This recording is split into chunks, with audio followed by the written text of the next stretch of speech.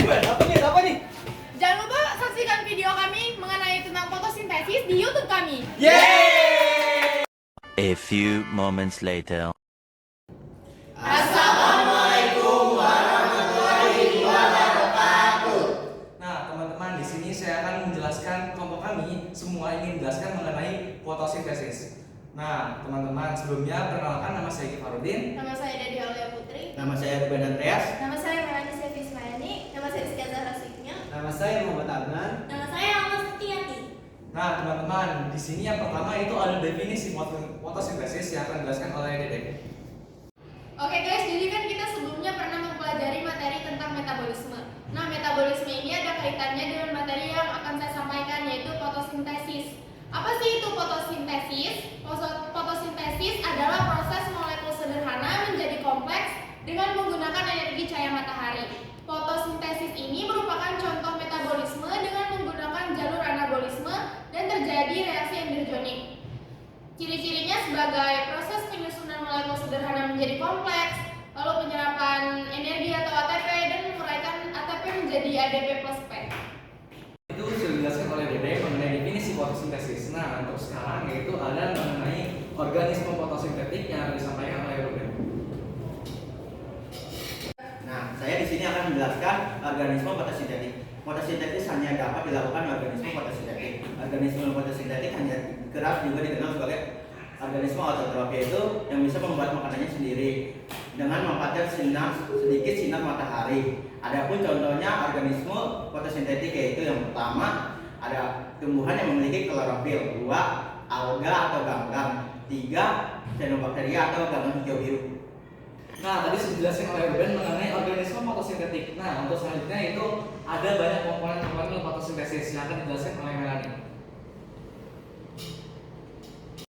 Nah, di sini ada komponen dalam fotosintesis. Nah, komponen dalam fotosintesis ini ada 4. Yang pertama yaitu klorofil. Klorofil adalah pigmen fotosintetik yang berwarna hijau pada tumbuhan. Fungsinya untuk menangkap cahaya matahari. Yang kedua yaitu air.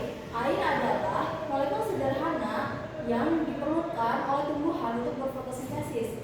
Air akan diserap oleh akar dari dalam tanah dan dialirkan ke seluruh bagian tumbuhan, termasuk daun. Dan yang ketiga yaitu cahaya matahari. Nah, cahaya matahari ini energi yang dibutuhkan oleh tumbuhan untuk berfotosintesis. Cahaya matahari diserap oleh tumbuhan melalui klorofil. Dan yang keempat yaitu karbon dioksida. Karbon dioksida adalah molekul sederhana yang dibutuhkan tumbuhan untuk berfotosintesis. Nah, karbon dioksida ini akan diserap oleh tumbuhan melalui stomata. Nah, tadi Melani sudah menjelaskan mengenai komponen-komponen apa saja sih yang ada dalam fotosintesis. Nah, untuk selanjutnya yaitu ada tempat berlangsungnya fotosintesis yang akan dijelaskan oleh Rizkia. Nah, di sini saya akan menjelaskan tentang tempat berlangsungnya fotosintesis. Nah, seperti yang teman-teman lihat, ini merupakan gambar dari kloroplas. Nah, kloroplas ini memiliki beberapa bagian. Nah, yang pertama itu ada membran luar, membran dalam, stroma, tilakoid, lamella, dan grana. Nah, teman-teman tahu nggak sih masing-masing mereka itu apa? Nah, di sini aku mau jelasin satu persatu. Nah, yang pertama itu ada stroma. Stroma ini memiliki kandungan enzim yang dapat digunakan untuk menangkap karbon dioksida dan mereduksinya. Nah, yang kedua itu ada tilakoid. Nah, tilakoid ini kantong-kantong dasar yang terbentuk dari sistem membran dari dalam sel, dari dalam stroma. Nah, di dalamnya juga terdapat pigmen, terdapat klorofil dan pigmen lainnya. Nah, selanjutnya ini ada grana. Nah, grana ini terbentuk dari beberapa tempat tilakoid yang tertumpuk. Nah, pada pigmen fotosintetik ini tersusun pada grana. Nah, yang terakhir itu ada lamella. Nah, lamella ini struktur penghubung antara tilakoid satu dengan tilakoid lainnya yang nantinya akan membentuk menjadi grana. Nah, tadi Rizkia sudah menjelaskan mengenai tempat berlangsungnya fotosintesis. Untuk selanjutnya yaitu mengenai input dan output pada reaksi fotosintesis tersebut. Nah, yang pertama itu ada cahaya matahari. Cahaya matahari tersebut akan diserap oleh tumbuhan melalui yaitu bagian klorofil. Untuk selanjutnya yaitu ada karbon dioksida. Karbon dioksida ini akan diserap oleh tumbuhan. Nah, di air itu akan memecahkan fotolisis air, di mana nanti akan menghasilkan oksigen. Yang dimana kita lihat pada gambar tersebut, oksigen akan dikeluarkan dari tumbuhan. Nah, untuk dari reaksi tumbuhan ini itu hasilnya adalah glukosa. Nah, Nah, untuk selanjutnya itu ada tahapan dalam proses fotosintesis yang dimana tahapan pada proses fotosintesis tersebut ada dua, yaitu namanya reaksi terang dan reaksi gelap. Nah, di reaksi terang ini yaitu tempat terjadinya di membran tilakoid yang dimana reaksi terang tersebut ada namanya fosforilasi non siklik dan fosforilisasi siklik. Nah, kita lihat dulu yang pertama itu di non siklik. Nah, di non siklik tersebut yaitu ada foton. Foton adalah energi cahaya matahari dengan panjang gelombangnya yaitu P690. Yang dimana di fotosistem 2 dengan panjang gelombang itu P690 nanometer. Nah, di sini sudah mengubah energi cahaya menjadi energi kimia. Nah, di sini sudah mempunyai dua elektron akan melepas menuju ke aseton primer. Nah, pada fotosistem 2 ini dia itu kekurangan elektron sehingga dia memecahkan fotolisis air yang dimana H2O akan dipecahkan menjadi 2H plus O2 dan 2 elektron. Nah, 2 elektron tersebut akan masuk kepada fotosistem 2. Nah, untuk 2 elektron yang tadi sudah lepas, dia akan menuju ke aseton primer. Di aseton primer dia akan menuju ke pastoquonin. Pastoquonin akan menuju ke kompleks sitokrom. Di kompleks sitokrom akan menuju ke pastosianin. Nah, di pastosianin ini sama terjadi pada fotosistem 2 yang dimana foton energi cahaya dengan panjang gelombangnya yaitu P700 nanometer. Untuk di fotosistem 1 itu panjang gelombangnya adalah P700 nanometer. Nah, di sini sudah terbentuk bahwa energi panas diubah menjadi energi kimia. Yang tersebut elektron tersebut akan lepas menuju ke ferrodoksin. Nah, di ferrodoksin ini akan membentuk namanya NADPH. Nah, NADPH tersebut terbuat dari N2H+ dan NADPH+. Nah, untuk selanjutnya yaitu ada namanya reaksi siklik. Nah, siklik tersebut yaitu dari foton energi cahaya matahari, dia itu akan mengubah energi panas menjadi energi kimia. Nah, di energi kimia tersebut di fotosistem 1 itu adalah panjang gelombangnya dengan panjang P700 nanometer. Nah, di elektron tersebut akan menuju ke aseton primer. Setelah ke aseton primer dia akan menuju ke ferrodoksin. Setelah di ferrodoksin dia akan menuju ke pastoquonin.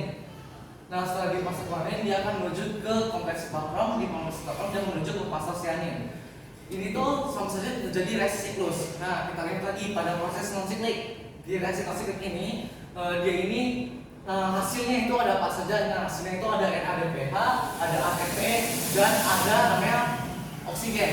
Nah, ATP itu terbentuk dari apa sih? ATP terbentuk karena adanya dari H+. H+ tersebut akan berikatan dengan namanya ATP sintase untuk membentuk ATP yang seutuhnya. Untuk dari reaksi non siklik ini, bahannya utamanya itu adalah cahaya matahari. Nah, kita lihat pada fotosistem 1. Fotosistem 1 tersebut adalah hasil darinya berupa ATP saja. Dia ini tidak memerlukan namanya di fotolisis air, dia itu hanya terjadi seperti reaksi siklus yang hanya dari pembawa elektron dari ferrodoksin menuju ke pastoquonin, ke kompleks sitokrom dan pastosianin. Untuk itu bahwa kita simpulkan, jadi di reaksi non siklik dan non siklik tersebut perbedaannya yaitu kalau misalnya reaksi non siklik dia itu terjadi di fotosistem 2 dan 1, sedangkan di reaksi yang siklik dia itu hanya terjadi di fotosistem 1. Nah, teman-teman, itu saja yang saya sampaikan. Selanjutnya itu ada mengenai tahapan proses fotosintesis pada reaksi gelap. Nah, di reaksi gelap tersebut akan disampaikan oleh Adnan. Oke, teman-teman, hasil dari setelah reaksi terang adalah reaksi gelap. Nah, reaksi gelap itu adalah reaksi yang tidak tergantung pada cahaya, dan itu reaksi gelap itu terjadi pada stroma di mesofil. Nah, reaksi gelap ini terjadi setelah reaksi terang yang telah dijelaskan oleh Egi tadi. Terus dalam reaksi gelap itu ada 3 tahapan. 3 tahapan itu ada namanya fiksi karbon, reduksi, dan regenerasi. Nah, pertama, bahan utama dari reaksi gelap adalah CO2. Nah, CO2 itu akan dibantu oleh namanya enzim Rubisco, yang dimana enzim tersebut akan membantu CO2 untuk berikatan dengan LDP. Hasil dari pengikatan dan reaksi tersebut akan menghasilkan senyawa intermediate. Senyawa intermediate itu senyawa labil, jadi itu dia akan langsung berubah menjadi fosfoglisera. Fosfoglisera akan bereaksi dengan ATP yang dihasilkan dari reaksi terang tadi, yang dimana akan membentuk senyawa yang bernama 1,3 bifosfoglisera. Masuk ke fase kedua yang dinamakan fase reduksi. Fase reduksi itu menggunakan 6 NADPH yang telah digunakan pada reaksi terang tadi, atau hasil dari reaksi terang tadi itu akan digunakan pada reaksi gelap, yang dimana 1,3 bifosfoglycerat ini akan bereaksi dengan NADPH, yang dimana akan menghasilkan senyawa yang bernama gliseraldehyde 3 fosfat. Dari gliseraldehyde 3 fosfat ini menciptakan 6 molekul. Nah, satu molekulnya itu akan digunakan untuk membuat gula, yang dimana hanya setengah dari gula. Lalu 5 molekul tersebut akan masuk ke fase berikutnya, yaitu fase regenerasi, yang dimana 5 molekul gliseraldehyde 3 fosfat ini akan dibantu oleh ATP untuk membuat yang namanya RUBP. Nah, kan ini tadi hanya setengah, jadi siklus Kelvin ini akan memutar sekali lagi siklus itu biar bisa membuat yang namanya gula lengkap. Nah, tadi atas sudah menjelaskan mengenai reaksi gelap. Nah, di sini saya akan menyimpulkan bahwa hasil dari fotosintesis tersebut adalah berupa oksigen dan glukosa, yang dimana oksigen tersebut akan dilepaskan ke udara supaya makhluk hidup bisa menghirup oksigen. Nah, makanan tersebut glukosa, hasil dari reaksi gelap tersebut berupa glukosa. Glukosa tersebut akan disimpan untuk makhluk hidup seperti manusia dan hewan. Nah, untuk selanjutnya yaitu ada kesimpulan yang akan dijelaskan oleh Almas. Oke, baik teman-teman, dapat disimpulkan pengertian fotosintesis adalah proses pengubahan senyawa air atau H2O dan karbon dioksida atau CO2 yang nantinya akan dibantu oleh cahaya matahari dan diserap oleh klorofil sehingga menghasilkan senyawa glukosa atau C6H12O6. Glukosa yang dihasilkan selain digunakan langsung oleh tumbuhan juga akan disimpan dalam bentuk makanan atau buah. Tidak hanya glukosa, dalam fotosintesis tumbuhan juga menghasilkan oksigen yang nantinya akan dibutuhkan oleh manusia dan hewan. Dalam fotosintesis terdapat 2 reaksi, yaitu reaksi terang dan reaksi gelap atau siklus Kelvin-Benson. Dinamakan reaksi terang sebab prosesnya membutuhkan cahaya, sedangkan reaksi gelap tidak membutuhkan cahaya. Tetapi bukankah fotosintesis membutuhkan cahaya matahari? Secara keseluruhan fotosintesis memerlukan cahaya. Namun cahaya matahari yang diserap oleh klorofil hanya digunakan pada reaksi terang. Dalam reaksi terang terjadi proses yang menghasilkan molekul ATP dan NADPH2. Selain dua molekul tersebut, reaksi terang juga menghasilkan oksigen yang bisa dibilang produk sampingan dari fotosintesis. Setelah reaksi terang, kemudian berlanjut pada reaksi gelap, di mana molekul ATP dan NADPH2 diproses menjadi glukosa.